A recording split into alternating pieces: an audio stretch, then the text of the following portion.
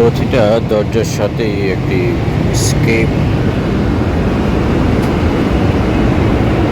Slide বা রেফট থাকে।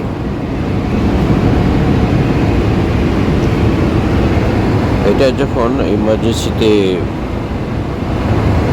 কোনো ল্যান্ডে অবতরণ করে তখন এটা স্লাইড হিসেবে কাজ করে, আবার যখন পানিতে অবতরণ করে তখন এটা রেফট হিসেবে কাজ করে।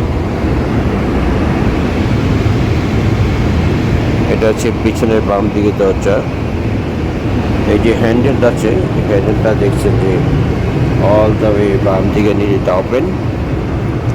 ওপেন করার পরে এখানে অটোমেটিক ম্যানুয়াল, অর্থাৎ এটা যখন বাম দিকে থাকে সেখন এটা দরজার সাথে আটকানো থাকে, আবার যখন ডান দিকে যায় দরজার থেকে সরে আসে। ককপিট থেকে যখন ক্যাপ্টেন বলেন যে আর্ম দ্য স্লাইড, তখন এটাকে বাম দিকে স্লাইডে আর্ম করা হয়।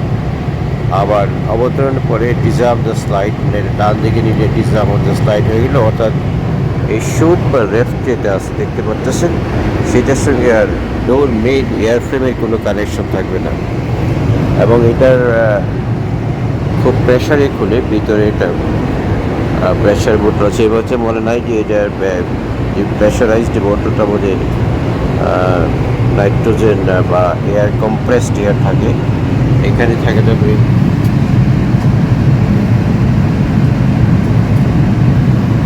এখানে আছে যে গ্রিন জোন, রেড জোন, অর্থাৎ যখন গ্রিন জোনে থাকে তখন সেটা ফুললি প্রেশারাইজ থাকে, যেটা খুলতে অসুবিধা হবে না। আর যদি কোনো কারণে রেড জোনে এসে পড়ে তাহলে ওই ফ্লাইটটা অপারেট করবে না, এটা ডিলে করবে এবং এটাকে পুরোপুরি চেঞ্জ করবে। যে প্রেশারাইজ বোতলটা, যে বোতলটা দিয়ে রেফটা খুলে তখনই সেটা যাত্রা শুরু করবে। তো এই হচ্ছে মোটামুটি এয়ারক্রাফট থেকে জরুরি বহির্গমনের জন্য যে স্লাইড বা রেফট থাকে সে বিষয়ে বলা হলো। আমরা একটু দেখতে পারি আবারও যে